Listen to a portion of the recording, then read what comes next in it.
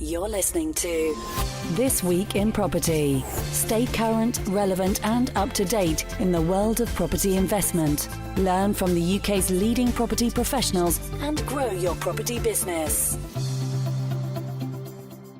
Hello and welcome to This Week in Property. I'm your host Richard Swan, and in today's show I have just sat down with Wealth Manager Stuart Duffin. Now, as we know here on This Week in Property investing, and in particular UK property investing, is a fantastic tool. Indeed, we believe it's your number one investment tool that you can use. But it's one tool, it's one form of investment, and it forms one part of your overall wealth, what you're actually trying to achieve in monetary terms, in terms of financial freedom, and in terms of security and providing for your family and friends around you. And that's where Stuart comes in. Stuart has a wealth, if you pardon the pun, of knowledge and experience. He's been in this game and advising clients for many, many years. And he did not hold back when it came to giving his best, giving his insights, his advice, his opinions, things that he's found. He's involved in so many areas within investing when it comes to connecting with key personnel, with wealth managers, fund managers, how he looks at different tools that are involved, such as cash ISAs. Got quite a statement to make on those. If you've got some of your cash ISAs hanging about, Stuart has some very tough love to give you on that front when it relates to how they're performing for you at this point in time. We spoke about inflation, interest rates, pensions freedom, tax, inheritance, protecting your portfolio, protecting your business, and protecting all of your assets, all of your income producing assets for you and for the family that you're going to leave behind. So, great show for you. Great amount of information. Without further ado, Mr. Stuart Duffin. So, Stuart, nice to have you here. Thanks, Richard. Thank you for inviting me. Absolutely. So, tell me the story. How on earth did you get here? Is this the classic story of the 5-year-old who dreams of being a wealth manager? No. You know, he's got the posters up on his bedroom. Absolutely not. Basically, I've been doing this job now for 20 years. Yep. Started off as basic financial advice. Right. And just graduated up, got all my qualifications, and I'm now into wealth management, which is similar to financial advice. But it's just larger, it does more. Right. It's not just about, sitting down doing an ISA or anything like that. It's the full range of holistic advice. Right, okay, so you can really sit back and look at a full picture of a client then? Yeah, what we do, Richard, is we interview our clients, take into account all their circumstances. Yep. And we come up with solutions, whether it be, it's really important that you listen to your client. That's the main thing.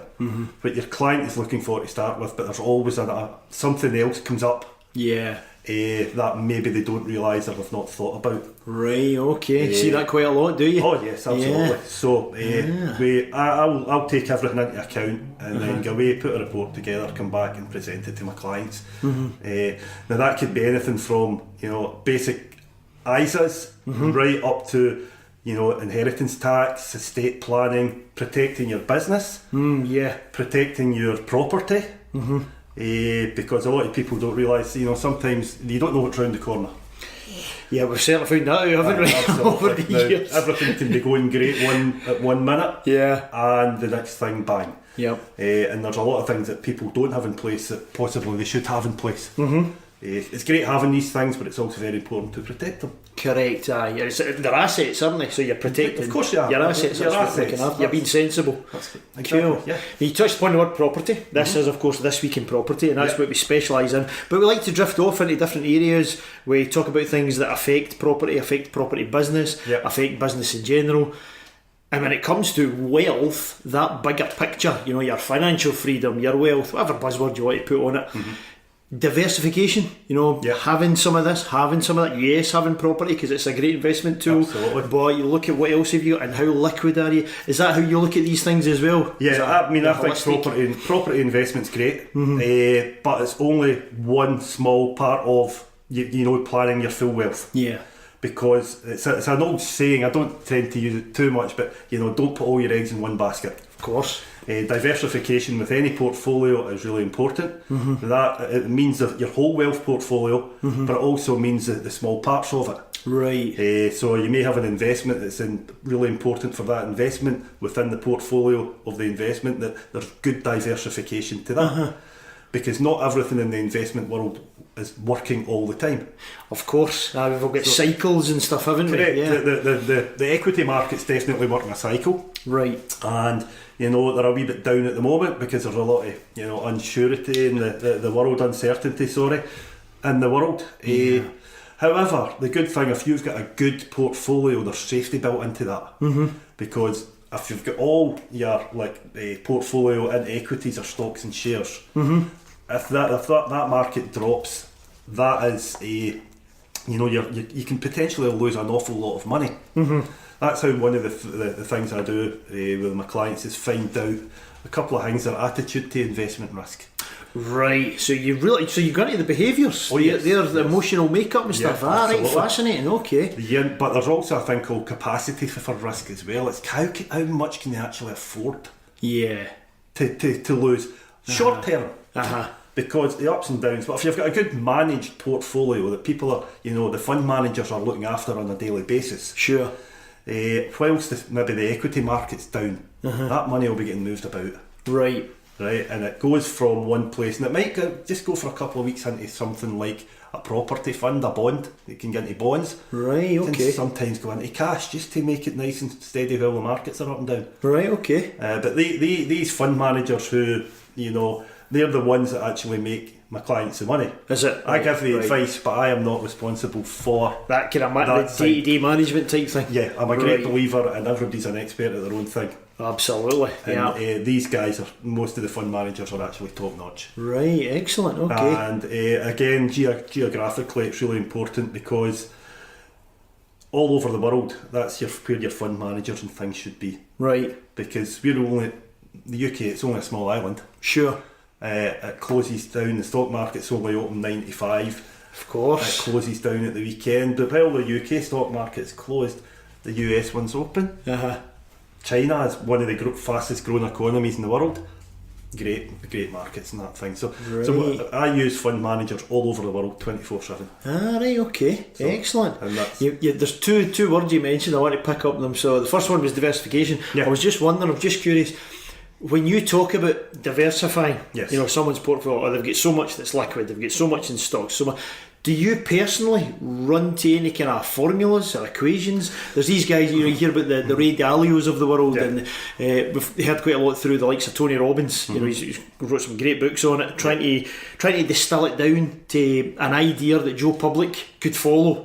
Like how is my percentages? Have you got any take on that yourself, or does it depend on the person? It depends on the person. There's two ways. When we find out, when we go through the risk profile of a person, right.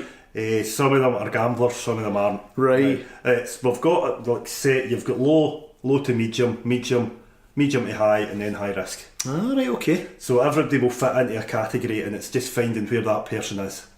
And does that change through the life as well? Yeah, of course it does. It is, so it's a constant. Right, okay, I was just curious about that. When people are a bit younger, Richard, I'm not talking 18, 19-year-old, I'm talking, they're looking for, there's two things, it's their age, their health's important, and the term. Right.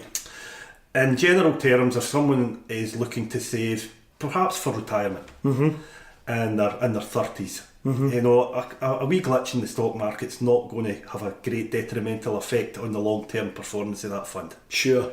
So it's good to have possibly that, if it's the person's okay with it, just in a slightly higher risk. Right, okay. As part of my job is I do annual reviews for every one of my clients, where we look at these things. And depending where it goes, we can swap the funds over. We can switch things from here to here to here. As someone gets older, maybe a general rule of thumb is 5 years to retirement. That's the kind of thing I would use. Right. The last thing you want, if you've got a really nice pension fund and it's pretty high risk, where 1 year to go to retirement, the markets crash. Yeah, exactly. You've put it all in black and red comes up. Correct. Yeah. So what I would always tend to advise my clients to do then is look at switching it from a higher risk down to even, it could be 80% deposit based. Right, okay. Because the last couple of years of growth aren't going to matter. What you're then trying to do is protect your cash. That's the protection phase. Yes. Right, okay, Yes. so you've done the growth, and it might have been quite fast at the start. Absolutely. And then you're starting to put the padlocks on and just make sure you've That's okay. right, yeah. I think that's one of the kind of main things when there's been stock market crashes. Clients like to be looked after. And it's my job to make sure, if I don't tell my client, this is where we are, this is what I feel you should be doing. I mean, they don't need to agree with me, but no, of course, advice is advice, isn't it? As long as I Yeah. get that advice across. Yeah. I've got a duty of care to my clients to make sure, with 2 years to go, they're not going to lose 50% of their pension pot or their investment or anything like that. So Yeah, gotcha. Now the other word that popped up was find. You were talking about finding out your client, finding out their risk adverse. I made a wee chuckle just before we started recording about the words fact find. Yes. It's something we see everywhere. We walk into the lenders to get the mortgage for the property. We're speaking to our IFA, our wealth managers, fact find 5. But you've got a particular take on that, haven't you? That document. Well, yeah. To me, as I say, I've been doing this job for over 20 years. Yep. Now, in general, the questions don't change. Right. Now, to sit and read the questions verbatim off a piece of paper is just totally robotic. Yeah. How are you meant to form a relationship, a rapport with your clients if you're sitting reading? There's no eye contact. Yeah. You're sitting reading a bit of paper and they're just answering questions. Exactly. Anybody can do a question answer for them. Yep. So this is a question, that's the answer. We don't get anywhere. No. You build a rapport with your clients, you find out a bit about them, and you see how you can help them. So it's important that you follow, you ask the correct questions, but I certainly wouldn't do it in the form of, that's page 1 done, that's page 2 done, that's page 3 done.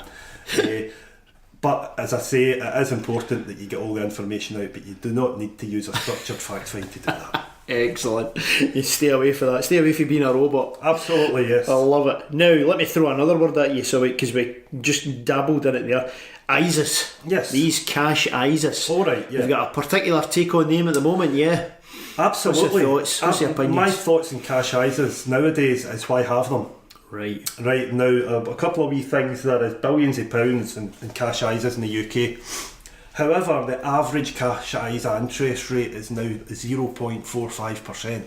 Is that what the average is? That's the average across. You might, if you tie it away, Sure. for 2 or 3 years, manage to get a provider to give you, 1.25%. In reality, now we talk about risk.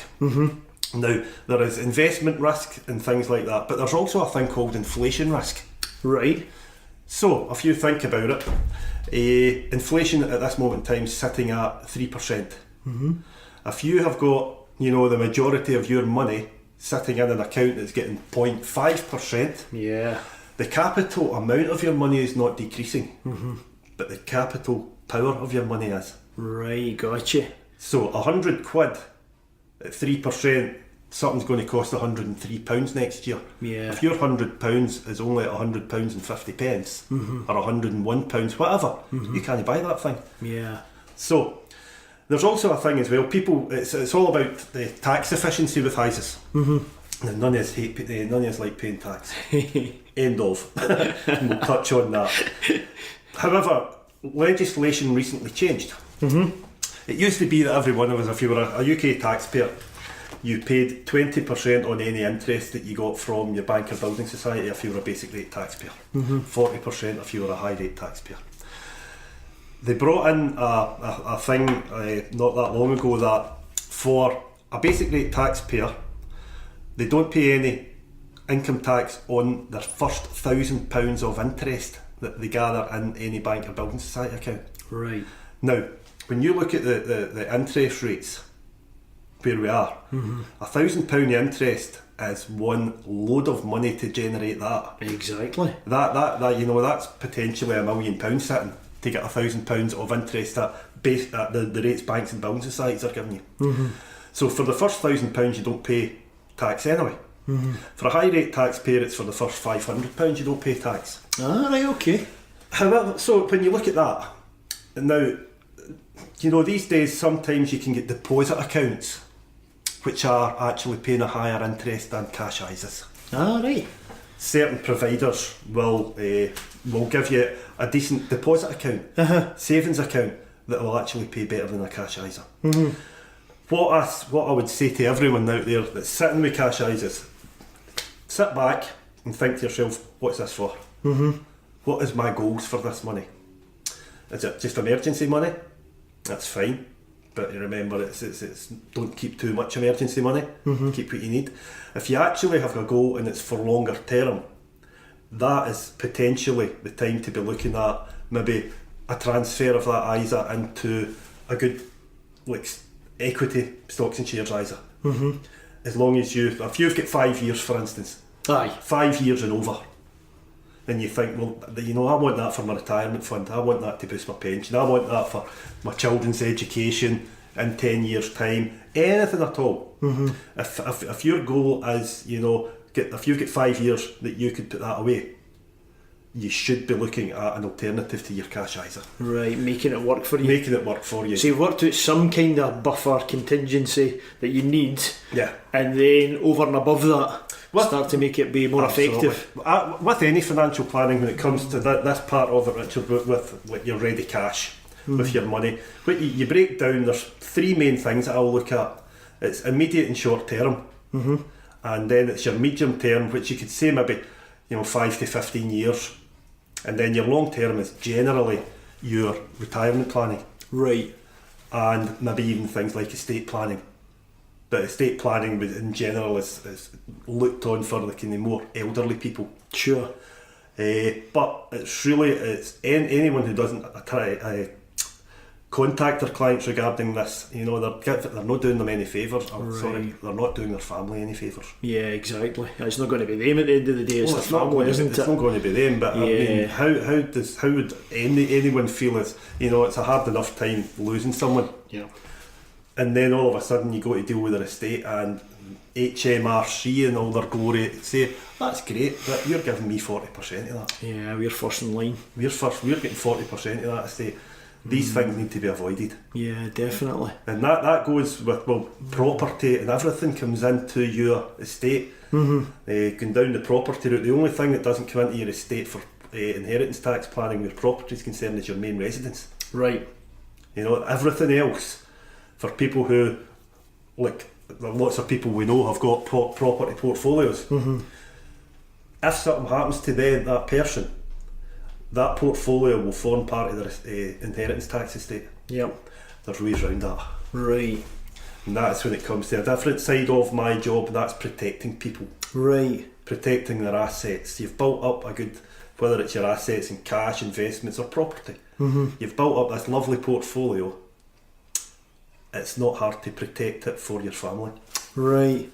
And is there the kind of a general split of ways of protecting it? Is it, oh, well, I've got 3 ways that I normally choose from, or the top 2 ways will depend on the individual? How do you look at that? Every individual's different. You know, there's certain things like if it's cash or investments, you can look at different investment strategies, putting them into certain things where they end up with business relief. They tend to be a bit higher, but there are certain things can take your assets out of your estate after 2 years. Right. And they get a thing called business property relief. Ah, right, okay. And that means if you know somebody puts an investment into that sort of thing, after 2 years it could potentially save their family thousands and thousands and thousands of pounds. Then there's the other thing, generally it's a 7-year rule with inheritance tax. You would take and you would put something in trust for your family. Right. Take it out your estate. You're basically gifting the money to your family, and after 7 years there's no inheritance tax to be paid. Right. The other kind of way of doing it, especially with property, is having a really good life assurance in place. Right. I'll sit and I'll work out somebody's inheritance tax liability. Now if it's all in property, you don't, that person potentially may not have the assets, the liquid assets to put into trust, because to put into some bond that's written in trust, but they still want to protect their assets. that's when you would look at, right, well, you know, potentially you've got £100,000, your family would have £100,000 inheritance tax to pay HMRC. Simple, you know, £100,000 life cover. Right. That doesn't mean you're not paying the HMRC. No, exactly. But it's offset, isn't yes, it? the insurance policy basically is paying them. Yeah, gotcha. So a lot of people just think life insurance is, you know, to cover a mortgage, to do this or Exactly. do that. However, the life insurance to pay inheritance tax can be a great way. That's an interesting Same tool. people, Yeah, I yeah. like that. Interesting strategy. We change of gears. Interest rates. We've touched on how low they are these days. Yep. What's your thoughts and opinions there? Is there chat amongst you and your fellow colleagues and stuff about what you predict for this year, for the next 5 years? The predictions are that interest rates will go up in June or July. Ah, right, okay. That is the thing, and they're probably, Richard, talking about another 0.5%. Just taking it easy, just keeping us without panicking too much. Right. They've got to be careful because they can't affect the economy. Yeah.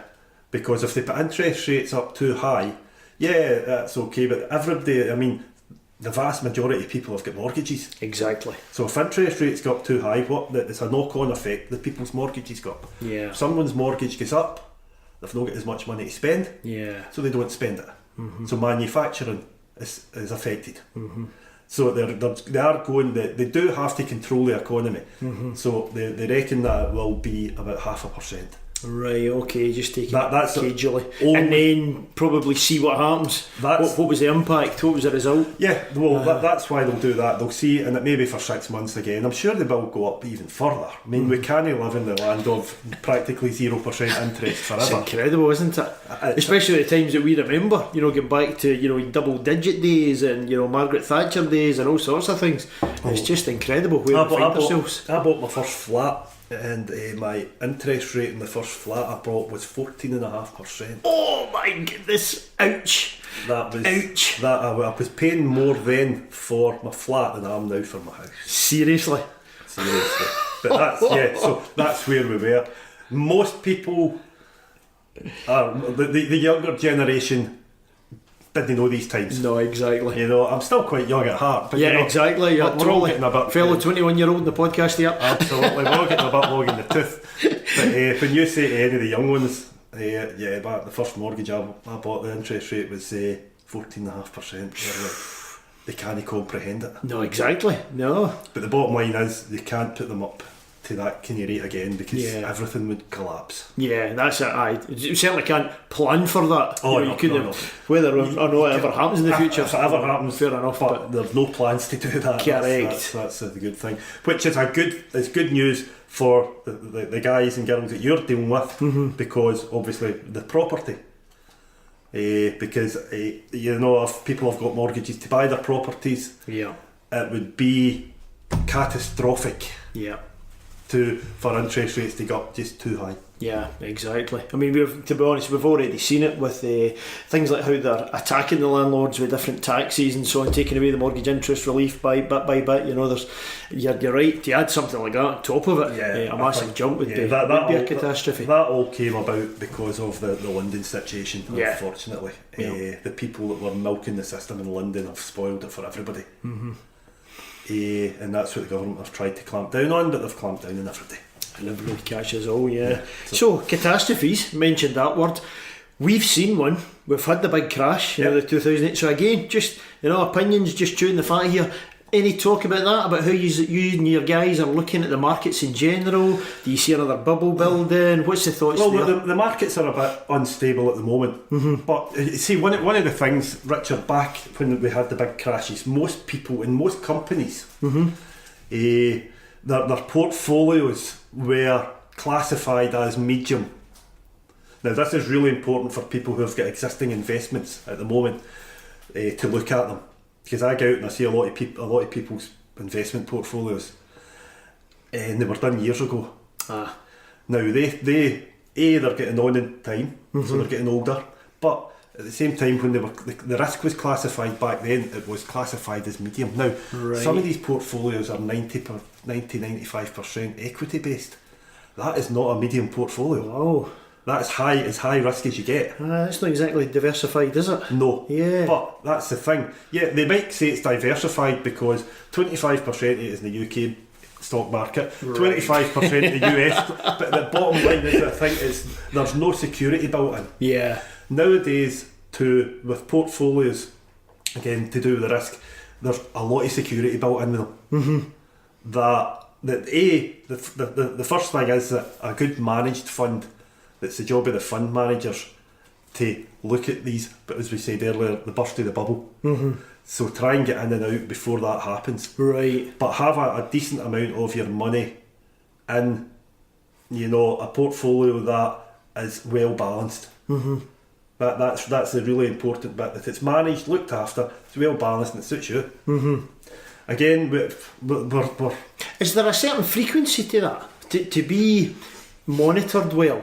Is it once a year? Is it once every 6 months? Is it once every 2 years? Well, how I work, I offer my clients. There's two things that happens with the business. The investment portfolios that are investment portfolios. What I mean with that is it can be ISAs, bonds, pensions, retirement funds. They're all investments at the end of the day. Sure. I'll offer my clients 1 to 3 things basically from myself.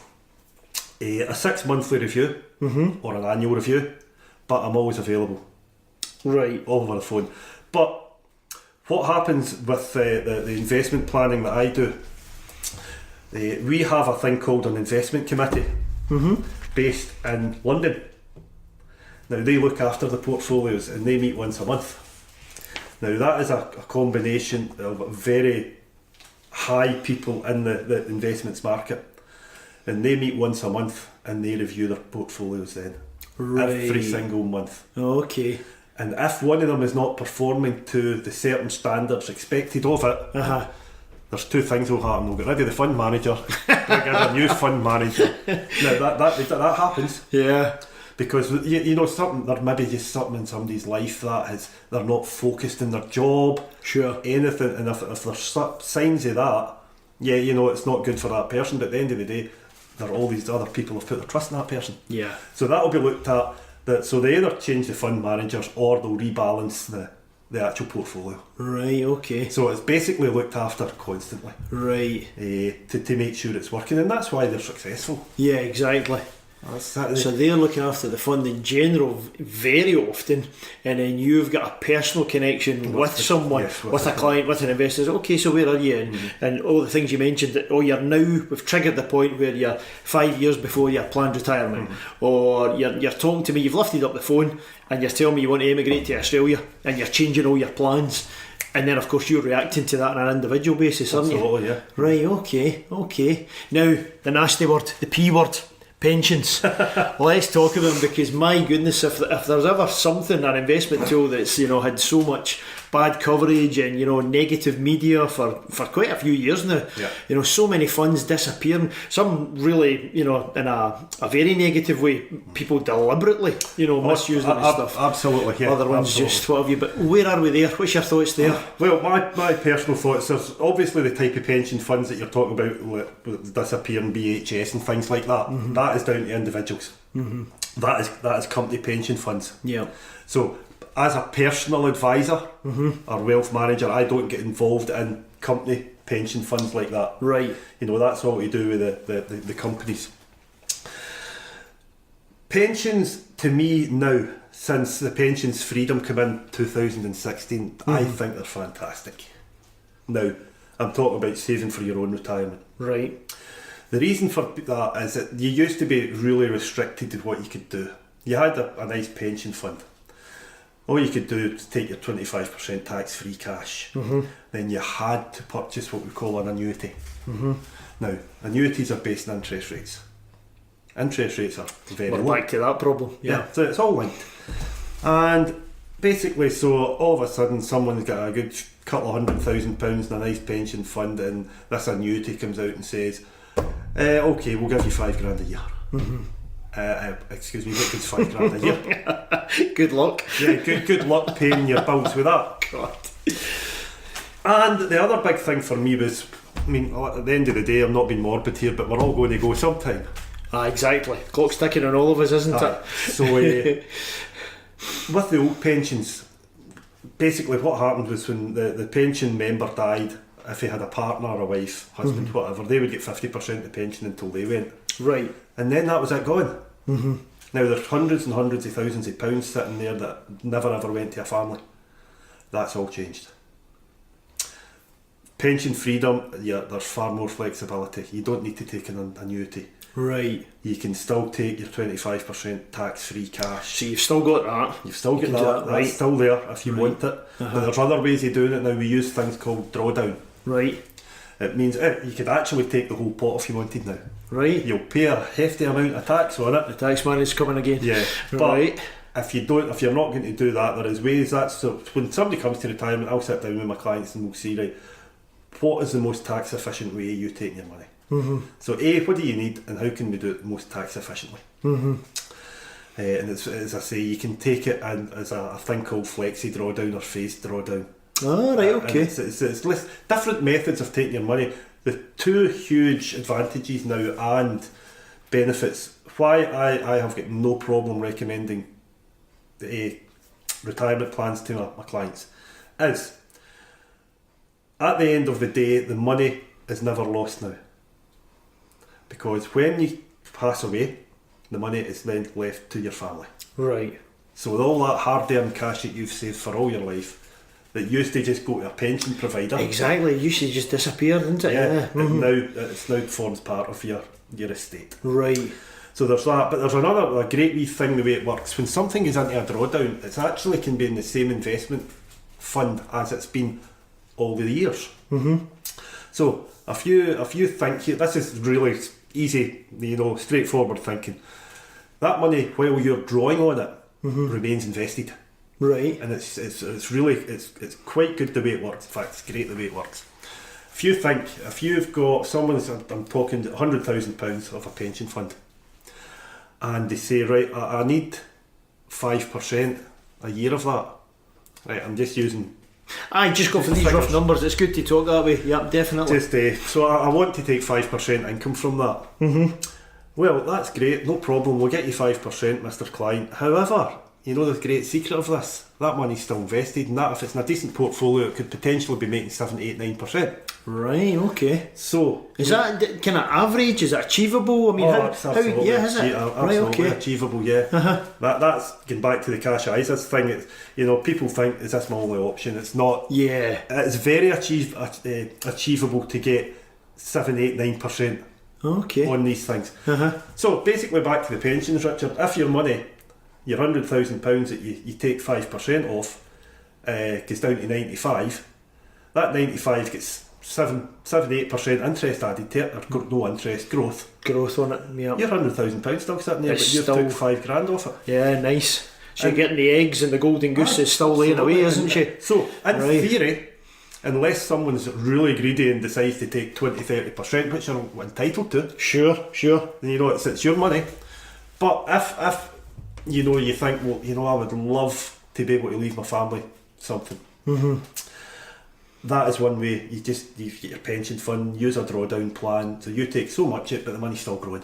Interesting. So it's still there, and it is really important because there is so many people, Richard, in the UK at the moment.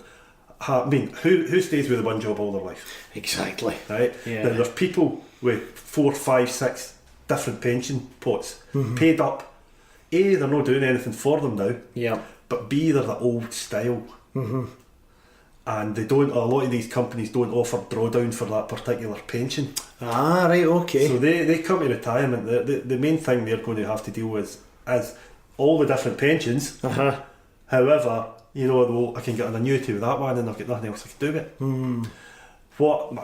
If it's the right thing for the client, and it is, in general, it generally is, if it's the right thing for the client, it's a good idea to get these things all reviewed and you can bring them all together.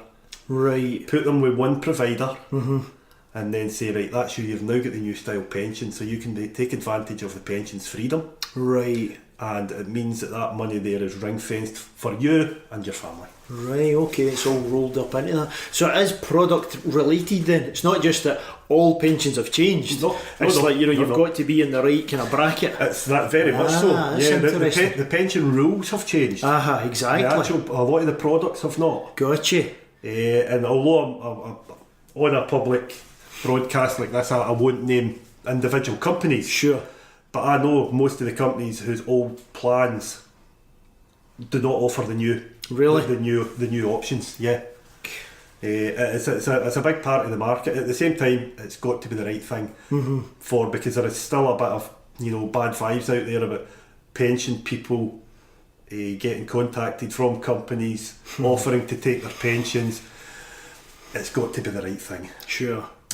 Before I would do it, it's all double checked by what we call a business assurance unit. It's part of my remit. Right. And basically, at the end of the day, I've got to be able to prove that it's better for the client to move than it is to keep it where it is. Of course. That makes sense. Before I would do it. So. And that's going back to that relationship, isn't it? At the end of that Well, day, that's what you're building. At the end of the day, my plans are to build relationships with my clients. Yeah. And I never want my clients to pick up the phone and start shouting down the phone at me.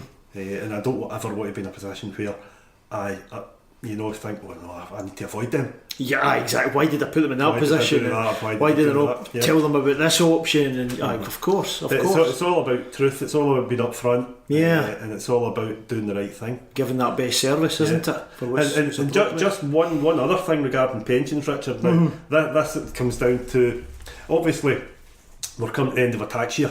Yes.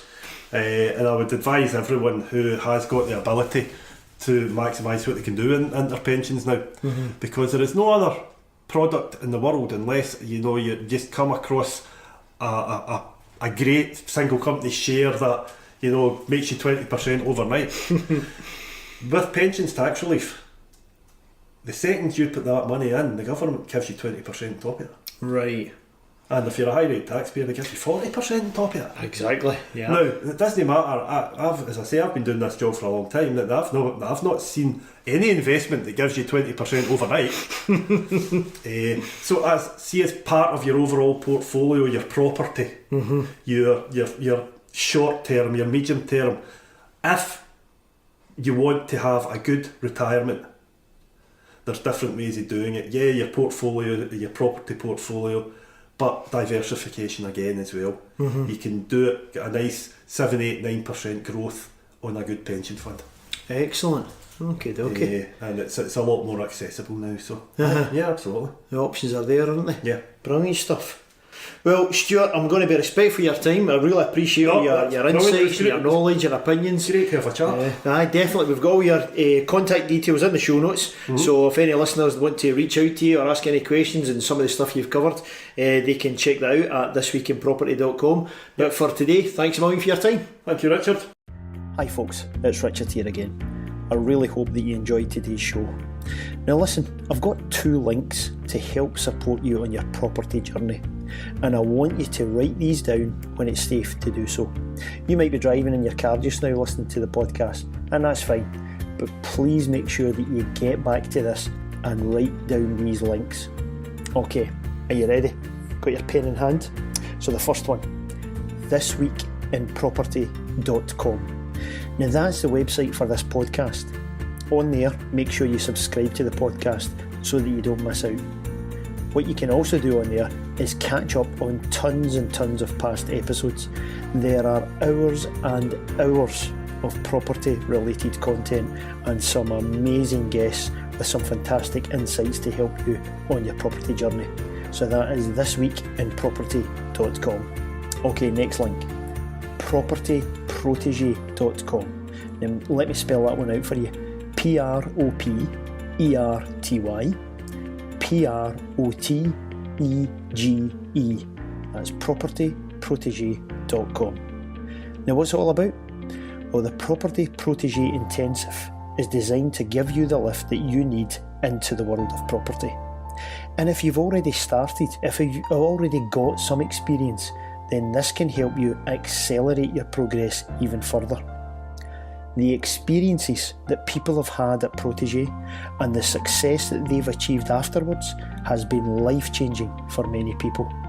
So go there right now if you're serious about property and if you want to build a highly successful property business. That's propertyprotege.com. So there you go. That's 2 links to some fantastic resources that are going to help you. And listen, talking about help, can you help me to help other people? You see, the more that we can share this podcast, then more people can learn from the fantastic guests that I've been so lucky to talk to. How can you help? Well, it's very simple and very quick. Just a short review on iTunes is going to help make that happen. If you go to thisweekinproperty.com/iTunes, that will guide you to the very place that you will be able to help other people. So thank you. Thanks for doing that, and thanks for listening into the show. And I look forward to bringing another great guest to you in the next show.